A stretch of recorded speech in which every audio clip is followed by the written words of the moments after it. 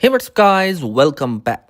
So I have got the Samsung Galaxy S26 Ultra for a couple of weeks now, and today's tech tip will be answering the question, does this phone support the SD card storage expansion, and can you put an SD card in your Galaxy S26 Ultra?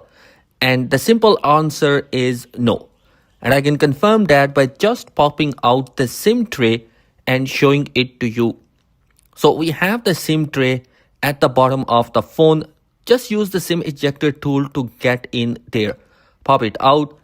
And once it's popped out like that, we can now just pull out. And as you can see, there is no space for SD card.